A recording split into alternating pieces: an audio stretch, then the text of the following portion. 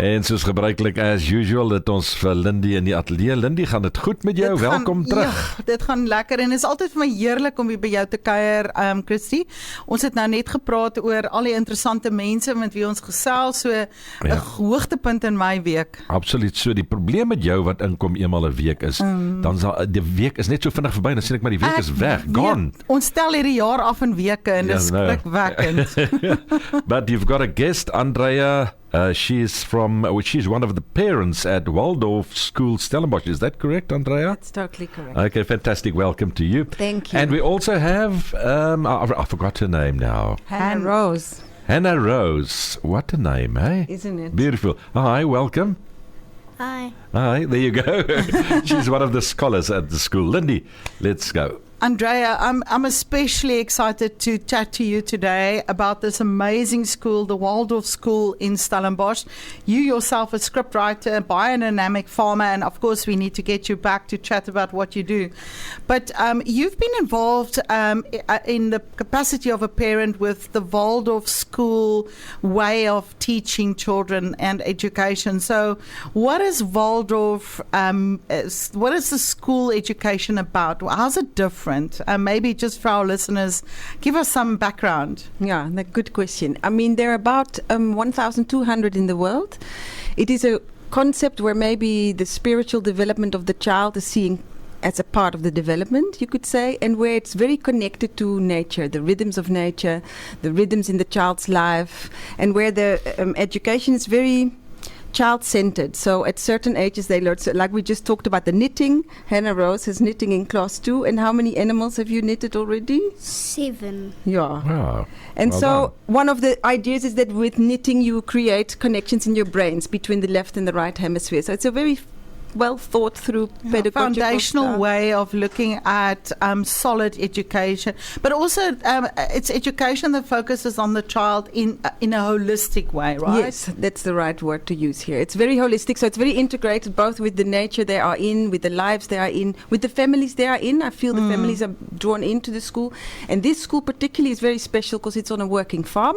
So Spear, right? yeah, so the Okay. farming is really integrated in the education, and it is special because it has such a diversity in the pupils that are going there, and that is one of the reasons I chose it here. Yeah. Yeah, and you say that it specifically prides itself in attracting kids from different religions, different backgrounds, ethnic groups, where society is so divided in so many ways. Waldorf sounds like they're creating this amazing environment where everyone comes and they are a person, right? I think, yeah, because it's not religious or it's not within one stream. It means that you celebrate Lantern Fest or you make lanterns when it's dark and you celebrate the returning of the light, but it's not connected to a religion or a stream. So that makes it very... But it's you can also have Waldorf schools. We came from a Waldorf school in Denmark that was definitely more white. Like you can get different groups, but it's reflecting the demographic of the it is country. very, yeah, exactly. Because Yeah. before that we were in Kenya, and it was a very Kenyan version of Waldorf. So it's Of not like course. a top-down steered. It's quite connected to the environment it is in. Okay. So I think a good time to ask Hannah. Hannah, how long have you been at this school? 6.5 years. 6.5, and how old are you? 8. 8 years old. So Hannah, why do you enjoy school? Do you enjoy going to the school? Yes, I do. And what would be the reason? What is amazing about your school? We don't wear uniform. We don't have homework. We do everything in class, really. And my favorite subject, if I can say, Yeah. is math and knitting. Math and knitting. That's incredible. So Hannah, do you also get to do a lot of things outside of the classroom, on the farm? Yes, we do. Every Friday we go for a walk. And A then nature walk. Oh, a nature walk. And then are you taught around nature? You planted vegetables in kindergarten Yes, we already, did. right? Oh, Do you okay. remember which ones those were? We planted in kindergarten carrots and lettuce. Carrots and That's lettuce. right. And you tend after your own garden? We do, and then it's used in the lunches. So the school canteen is using the vegetables that are grown on site by the students. and or from the local farms, because not everything we grow ourselves. But that also means that they eat very wholesome food made on site or directly harvested yesterday. Or Andrea, I've got so many questions with this school with the difference. So give us an indication, are there prescribed sizes in class, and does it cover from the grades 0, 00 to 12, or so just a little bit more about the actual school? So it's from playgroup all the way to matric, and we have 100% pass rate on matric. So it offers the whole journey. But the reason why we're here partly is because we've since lockdown also been struggling to attract more new students, and especially for a group of students, private education has become difficult to manage, and we want that group back in the school, because part of it is that especially why I chose it, is that my children can meet all sorts of children in their school life and see a diversity in possibility. And what I heard yesterday, what was so beautiful with one of the farm children, is this school offers, in a way, an imagination. It opens their imagination as to what is possible for their lives, because you see different possibilities in life. Christy, I'm completely inspired about the Waldorf School, and we're going to talk a little bit more about why Andrea is here today, because they've got a very special ask for community. But we'll come back just after this. Ons is besig met Business Lunch with Coach Lindie. Lindie, second session, I can't wait. So Hannah, you just said to us that you love maths, and I'm looking at you, an 8-year-old kid, thinking, I love maths. So why do you love maths? It's because we do it in a different way. So if we have to learn our letters, we have to learn it in a song-ish way.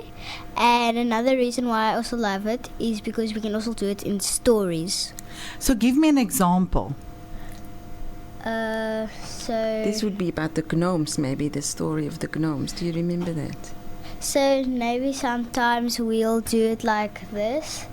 We will so if they bring, we have gnomes in it. So if the one brings 5 and the other one brings 5, and then it'll make 10, and then we'll do also other types of sums like that too. Oh, that's amazing. Andrea, such a lovely way to teach maths, because the maths is the one subject that we really don't love in general, right? Yes, so true. But I think most of the education is story-based with them. So with the younger ages, that goes in like a story. Story and also functions, right?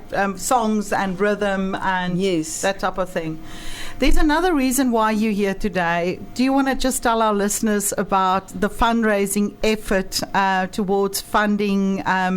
It's a lovely idea. Just tell our listeners about that, please. Yes, thank you for giving me the opportunity. Of course. So really, since lockdown, the school has also been struggling to attract a certain type of students or enough students. And we thought, instead of living in scarcity, let's make the decision to live in generosity. Because in a way, we have so much. Like, we have this farm, we have all those vegetables, and we live every day in the abundance of what nature gives and of what our garden gives in abundance, really. So we thought, if we think about generosity, then who would we want to share the school with? This is actually also what we ask the kids, what is so good about it, and who would we want to share it with? So we would like to share it next year with 32 children that would not have the ability to afford this type of private education otherwise. So that's what we're fundraising And for. why 32? It's such a random number. Because we're turning 32 next year. The school is turning 32, and but also we're looking at a group of preschoolers, and we actually have capacity to offer to around that number. So definitely fundraising to afford the opportunity to 32 kids to join the school next year. So the fund. So what is the idea? Do we just contribute money? Are you looking to get community and please, business owners, come on, let's rise to the occasion. Can they adopt a child and put them through school? So what's the thinking behind the fundraising? We've created the Waldorf Development Fund. Through that, we have bursaries. The children can get bursary, and you can either decide to give a bit to the fund, and it can be from 200 Rand, it can be, more. We're also talking to funders that are looking at funding a whole class for 1 year. So that is very different, but you can actually also help one kid through school. That's also what is helping. We have students that are now almost having done the whole line through being funded, their whole education. We're both fundraising in Europe, where more people are doing that, actually, where they take one kid all the way to school. But because it's such a community spirit, and because we want actually to be engraved in the community where we are and not be an elitist school on a wine farm, this is where we also inviting the community in. So really at this point you can choose what you feel you can contribute, and that will be welcome. So to be clear, as little as 200 Rand to whatever, all donations welcome to the fund in terms of affording more people, children, the opportunity to become part of the school. Yes, exactly. And every little bit will help. Like the fund is only going to be used for their bursary. So it will go to a child that then has the ability to go to this education. And how does the Waldorf school, do they provide everything that the kid need? I mean, in terms of stationery and all of that. So how does that work? I think some of the stationery you buy yourself, at Yes, least we we do do. for our kids. Isn't that true? Yes. But for example, the wool for knitting and when they're dyeing the wool and stuff like that will be in school. And it's they use a lot of natural materials. So all of that is provided. And maybe you can tell me about what you do with your toys when you've done with them and with... Do you remember? Well, only when I was in grade 1, I donated toys, wooden ones. We only play with that. I donated it to the kindergarten. Okay. Yeah, so there's a sort of circular economy within the school, if you can say. Yeah. Because it's very much non-screen orientated, the education. So it's a lot of materials and handmade products that they meet and that they learn to meet. They have woodwork, they have farming, they have knitting, but it's all then with a natural wool or with natural materials. Those are pricey. That's why there's this circular economy. And they learn from an early age, which I like, is that you share. That when you're done with it, you can give it on to the next generation. For the next generation. You mentioned that there's definitely a philosophy of as little screen time as available. So what about technology and what is the school's stance on also educating the kids in terms of technology and using technology? Yeah, that's a really good question. At the moment, we have a class 10 student called that is helping us with the social media. Okay. And 2 girls are going to start the school's TikTok account. So it is incorporated in it. So it's not being seen as foreign, but I think it's more incorporated. And I think the ground idea is that if you can sing the tables back and forth, if that is in your system, then later all the other things will be easier and quicker to learn. So it's not foreign, but they don't use this phones in school, for example. Yeah, so a no phone philosophy during school, but definitely incorporating technology, but to make it as natural as possible. Yes. Okay. And to be aware maybe of how it is being used and how you can use it. But I have high schoolers, so all of them are on mobile phones. It's not like that they are... It's not abandoned, but... not at all. And it's also not seen as bad. I'm really impressed by what that guy is editing at the moment for social media. They so grow cool. up with technology, so we might as well just embrace that. Exactly. Christy, we're going to come back just after this, chatting to Andrea from the Waldorf School in Stellenbosch, situated on the Spear Farm. We're busy with Business Lunch with Coach Lindie, brought to you by Venture Workspace, and she's chatting to Andrea from the Waldorf School in Stellenbosch, and Hannah is also with her in the studio. Lindie, a last session. So, Hannah, do you do any sport at school? Yes, we do. Every year we have an Olympics where we go into different team slots, and so we'll do javelin in grade 7, racing in grade 1 and 2, and beanbag racing in 3 and 4. That's amazing. And do you compete with other schools, or is it just within your own school? Just within our own school, and sometimes the soccer team, they compete with other schools too. Yes, because class 6 just went to the Constantia school Yes. the Waldorf school in Constantia. Oh, And had their football tournament. Okay, so a big curriculum in terms of sport opportunities for kids as well. Yes, and there's a big gymnastic hall on site in the shed on the same ground. So you can after school either go there for gymnastics, or they even do silks and acrobatics. So there's many opportunities. Incredible. You mentioned, Andrea, when we took a break, that the Waldorf way of education has been around for the last 100 years. This school, 32 years old, and there's 17 schools throughout the country, right? That's right, yeah. Oh, okay. So basically also following more or less the same curriculum. Do they write the same matric They do. It's exam? a total normal matric. Yes, they Total do. normal matric. Yes. Okay. So what opportunities are there for listeners to get to know more about the school? How can they visit? Can they come and just look around? So what opportunities are there to see the school? Yeah, thank you. I mean, one of the things that makes the school very special are their festivals and markets. And they do that 4 times a year. They're very connected to the season. So the next one would be the 2nd of November, the Advent Market. And there are a lot of handwork is sold that the kids are making. You can get a chance to taste of their homegrown vegetables, to eat in the school canteen, like stuff like that. You get really good sense of what this community is about. It's an incredible opportunity. What gives you, what gives you the inspiration to continue working for the school? So how's that playing into your how you see the future, Andrea? So what for me is so special, and especially here, is that one of the mums, for example, in our fundraising committee grew up in Mitchell's Plain, and her kids are now in this school. And we together are seeing that when you live together and when you play together, you're actually not going to think that someone else is strange or foreign. The diversity in the school is so absurdly beautiful. Like there is Mama Afshat that brings her samosas, and he is in a very different culture than my son, but together they're in the same class. They're together rehearsing Shakespeare.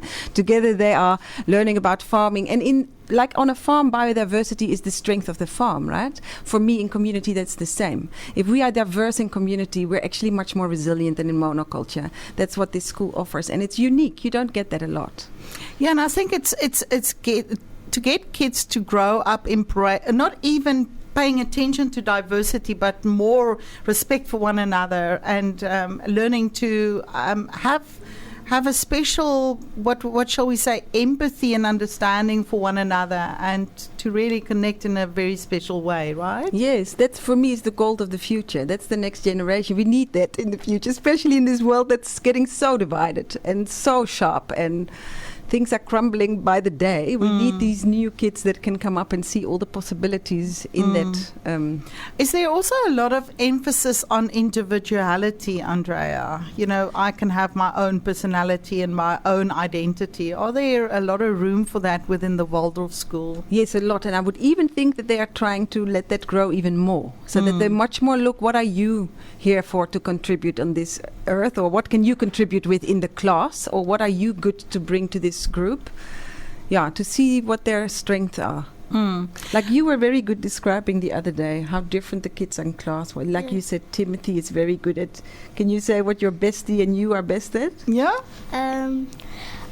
Me and my best friend loves to draw and make things and do math, and I like to do math and drawing and knitting.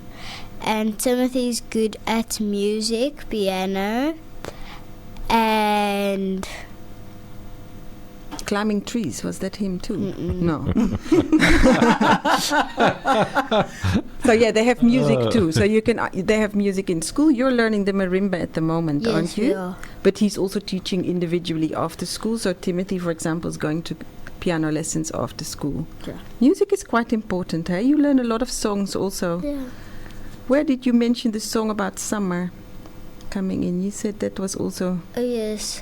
So there is a assembly. So we go there. We'll sing songs, and we'll do some things. And if the teacher tells a story, then that story will relate to a song in spring or winter. That's incredible. I can just imagine. It must feel like it surely sounds like it's not school. Not the way that... No, not the way many people are used to, I'm telling you. Yeah, but we were also saying that since for many years now, society has started to open up to various ways and looking at different perspectives on education. And it just sounds like the Waldorf school is very much about that, embracing the alternative.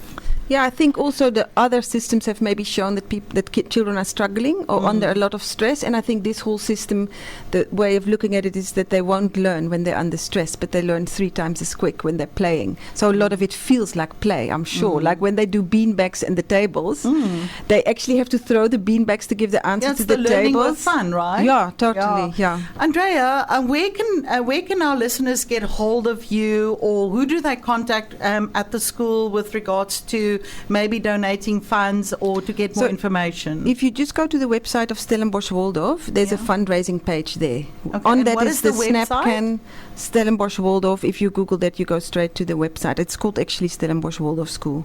.co.za. And you mentioned there's a SnapScan on the website under fundraising, exactly, and also credit other ways of paying. Yeah. So I think we'll also, Chrissy, leave the banking details with the station. If anyone missed that, they can also get hold of Helderberg Radio for the details around the bank account and details. That's very But this kind. is really me calling towards community, and I'm taking this back to your opening statement that, you know, why live in a world of scarcity for only the few, and can we be more generous in sharing and giving more kids the opportunity for a Waldorf way of growing up? Thanks, Andrea, for coming in. Thank you so Thanks, much. Hannah. It's a pleasure. It was Thank such a you. lovely interview, and may we bless the school with lots and lots of kids having the opportunity to grow up in such a Thank you for special having way. us. Thank you so much. Thank you guys for coming in. Pleasure. En vir jou sien ek volgende week. Ja, reg so. Okay, Sien jou volgende Lindie. week, Christy. Thanks.